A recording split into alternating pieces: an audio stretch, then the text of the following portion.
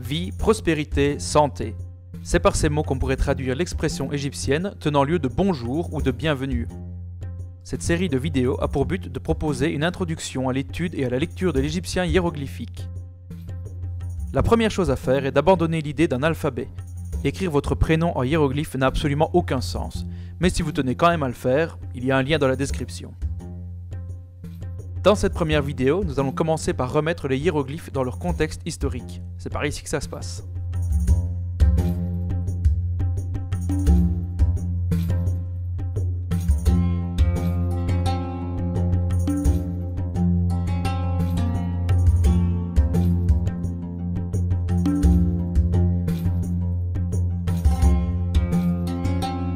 La longue histoire de l'Égypte antique débute à la fin de la préhistoire et s'achève près de 4000 ans plus tard avec la conquête arabe du territoire. En simplifiant à l'extrême, l'histoire égyptienne est constituée de 3 grandes périodes principales. L'Ancien Empire, c'est le temps des pyramides, le Moyen Empire, qui va nous intéresser car il est considéré comme la période classique de la langue égyptienne, et le Nouvel Empire, période la plus prospère de l'histoire égyptienne avec les règnes des Aménophis, Thoutmosis et autres Ramsès. Ces périodes sont précédées par une période pré-dynastique et suivies par la Basse Époque. Enfin, notons que chacun de ces empires est suivi par une période de trouble appelée période intermédiaire. Pour commencer, il convient de bien différencier l'égyptien, qui est une langue, et les hiéroglyphes, qui constituent un système d'écriture servant à transcrire cette langue. La langue et l'écriture ont passablement évolué au cours des 3500 années où elles furent pratiquées. À l'aube de la civilisation égyptienne, le peuple parle un langage qualifié d'égyptien ancien. Vers 3000 avant notre ère apparaissent 2 systèmes d'écriture, l'écriture hiéroglyphique, symboles sacrés gravés sur les murs des temples, dans les tombes et sur les stèles commémoratives, et l'écriture hiératique, utilisée principalement dans les manuscrits de l'administration et pour les transactions commerciales. Vers la fin de l'Ancien Empire, la langue évolue vers le moyen égyptien, appelé aussi égyptien classique. C'est alors que l'écriture hiéroglyphique va atteindre sa pleine maturité et évoluer vers une forme complexe. C'est l'écriture de cette période que nous étudions ici. Au Nouvel Empire, la langue évolue dans une forme plus complexe encore, appelée néo-égyptien. La complexité des hiéroglyphes va croissant et le nombre de symboles se multiplie. Néanmoins, le moyen égyptien perdure en parallèle en tant que forme classique de la langue enseignée aux scribes et qu'on pourrait qualifier d'égyptien de tradition. Lors de la Basse Époque, l'ancienne langue devient de plus en plus obsolète et n'est guère plus parlée qu'à la cour de Pharaon et par le clergé.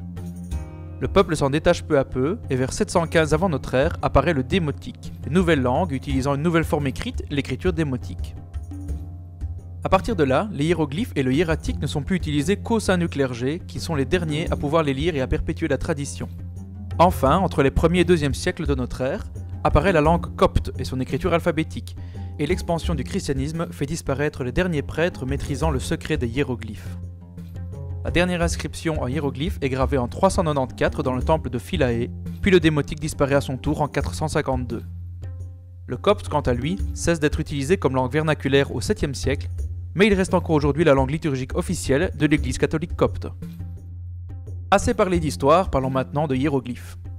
La première chose qu'on remarque en étudiant un texte hiéroglyphique, c'est qu'un même symbole peut être utilisé soit pour sa valeur phonétique, comme les lettres de notre alphabet, soit pour sa valeur figurative, c'est-à-dire pour désigner l'objet qu'il représente, soit encore pour désigner le champ lexical auquel il se rapporte. Prenons par exemple le symbole sèche, représenté par la palette de scribe. On peut s'en servir comme symbole phonétique pour les sons sèches, en fait le son S suivi du son CH. Mais ce symbole représente une palette de scribe et peut servir à désigner précisément cet objet, à savoir les outils du scribe. Parfois, le hiéroglyphe sera suivi d'une petite barre verticale, soulignant son utilisation figurative. Par extension, le symbole sèche se retrouve également dans beaucoup de mots se rapportant à l'écriture, comme scribe, écrire, inscription, peindre, dessiner, document, rouleau de papyrus, etc.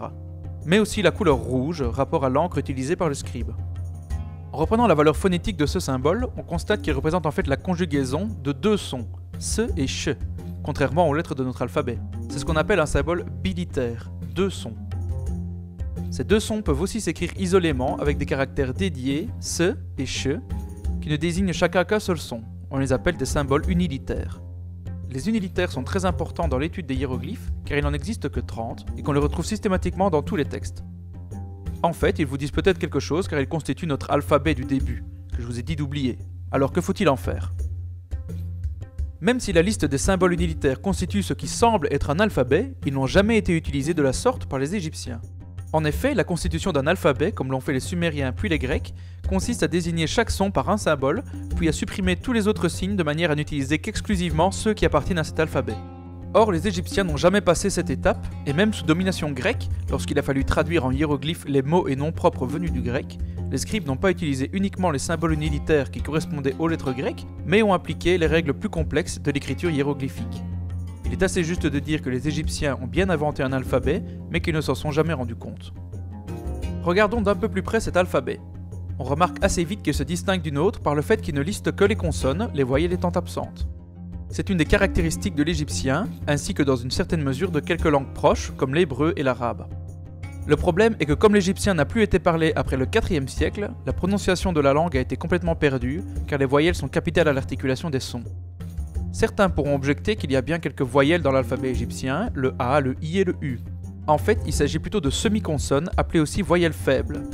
Un peu comme le son I, qu'on semble distinguer à la fin du mot rouille, qui est en fait le son IE. Nous y reviendrons.